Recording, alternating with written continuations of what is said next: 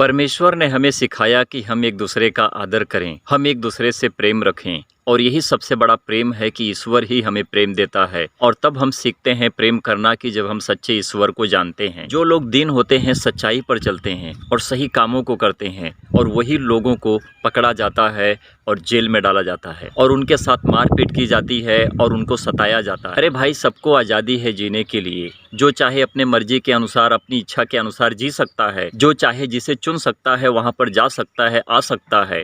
ये हिंदुस्तान है। हिंदुस्तान में एक ही जाति नहीं है, बहुत सारी जातियां हैं जो अपने इच्छा के अनुसार चलते हैं, जीते हैं और खुश रहते हैं, आबाद रहते हैं। हर कोई कहता है कि हिंदू धर्म खतरे में है, तो यह क्या चल रहा है? खाली हिंदू धर्म ही खतरे में है और ईसाई के लोग, क्रिश्चियन के लोग, विश्वासी लोग परमेश्वर के वचन को, प्रभु यीशु मसीह के वचन को लोगों को सुनाते हैं, तो क्या उनका धर्म बदलते हैं?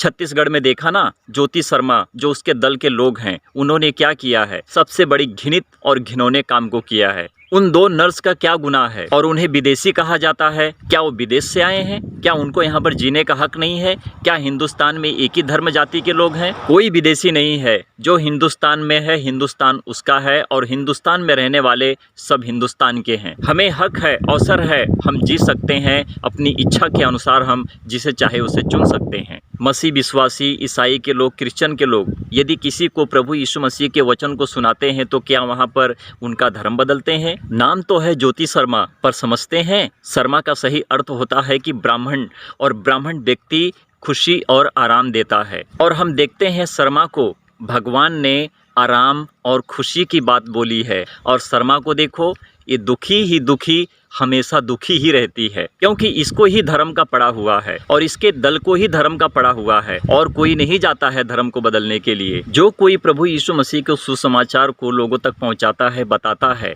और इनको पता चलता है, तो ये डंडा हथियार लेकर खड़े होकर चल देते हैं। क्या करने के लिए? बहन बेटियों को बचाने के लिए, क्योंकि वह बेचे जाते हैं और उन्हें खरीदा जाता है। इस तरह से आरोप लगाती है ये ज्योति शर्मा। एक कैसी औरत है यह! जिस दिन मरेगी इसे नर्क में भी जगह नहीं मिलेगी, क्योंकि परमेश्वर का कहर इसके ऊपर टूट पड़ा है। हम एक विश्वासी हैं, हम समझते हैं, हम लोगों को जानते हैं, उनके लिए प्रार्थना करते हैं। ज्योति शर्मा, तुम एक स्त्री हो, परमेश्वर से डरो।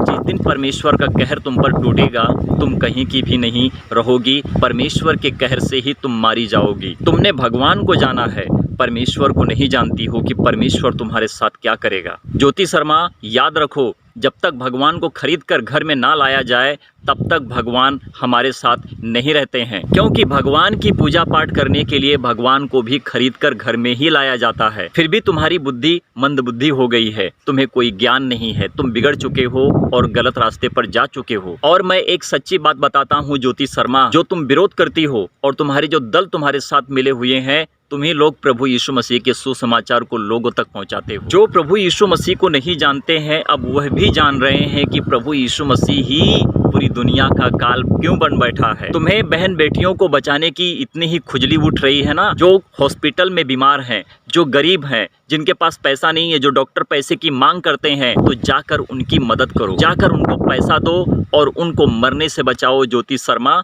तुम धर्म को लेकर पाखंड के काम कर रही हो। हमें भी पता है, हम भी धर्म का पालन करते हैं, परंतु तुम्हारी तरह हम पाखंड के काम नहीं करते हैं, क्योंकि हमारा परमेश्वर, पूरे जगत का परमेश्वर, हर किसी को प्रेम करना सिखाता है और अपने धर्म में रहकर अच्छे कर्म को करना सिखाता है। ज्योति शर्मा, तो एक ब्राह्मण की बेटी है और ब्राह्मण है, और शर्मा का सही अर्थ होता है कि दूसरे व्यक्ति को खुशी और आराम दिया जाता है। तो तू कैसे किसी को खुशी दे सकती है? तेरे अंदर तो पहले से ही दुख भरा हुआ है और तू अशांति में जीती है। आओ, मैं तुम्हें बुलाता हूँ, तुम गोवा में आओ और गोवा में आकर जो हिंदू के लोग, जो गरीब हैं, जो बीमारी से मर रहे हैं, हॉस्पिटल में तड़प रहे हैं, डॉक्टर उनसे मांग कर रहे हैं, आओ उनको पैसा दो, क्योंकि वह बीमारी से मर रहे हैं। तुम धर्म का पाखंड करना जानते हो, परंतु धर्म क्या है यह तुम्हें कोई पता ही नहीं है। जीवन देने वाला एक ही परमेश्वर ऊपर बैठा है, उसे छोड़ कोई दूसरा परमेश्वर नहीं है। मनुष्य जो इस पृथ्वी के ऊपर कर्म करता है, उसके हर कर्मों का फल परमेश्वर के हाथ में आता है। और तुम भी परमेश्वर के हाथ में आ चुकी हो। बेमौत मारी जाओगी परमेश्वर के हाथ से। तुम्हें कोई मनुष्य नहीं मारेगा,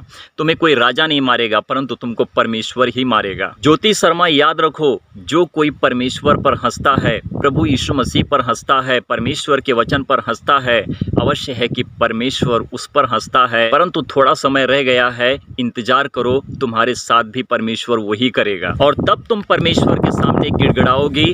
परमेश्वर तुम्हारी कभी नहीं सुनेगा, परंतु तुम पर हंसेगा। हम तो प्रभु यीशु मसीह के सुसमाचार को लोगों तक पहुंचाएंगे। संविधान हमें गवाही देता है और हम संविधान के खिलाफ कभी नहीं जाएंगे, क्योंकि तुम जिस भगवान को पूजती हो वह भगवान तुम्हें मारना पीटना सिखाता है और गुंडा बनाता है, परंतु हम जिसके पीछे चलते हैं, हम जिससे वचन को सीखते हैं, प्रभु यीशु मसीह के पीछे चलते हैं, प्रभु यीशु मसीह कहते हैं कि तुम अपने विरोधियों से भी प्रेम करो और उनके लिए प्रार्थना करो। यदि मेरी वीडियो आप तक पहुंचे तो मेरी वीडियो को पूरा देखना। अवश्य है कि अपने आप को सुधार लो। हम किसी का न्याय नहीं करते हैं, परंतु न्याय करने वाला एक ही परमेश्वर है जो प्रभु यीशु मसीह में ही विराजमान है। और सबसे पहली बात बता देते हैं, ईसाई के लोग, मसीह के लोग, विश्वासी लोग, क्रिश्चियन के लोग किसी के धर्म को नहीं बदलते हैं, परंतु हाँ, परमेश्वर के राज्य का सुसमाचार हर किसी तक पहुंचाते हैं कि जो लोग प्रभु यीशु मसीह को नहीं जानते हैं कि वह परमेश्वर प्रभु यीशु मसीह को जाने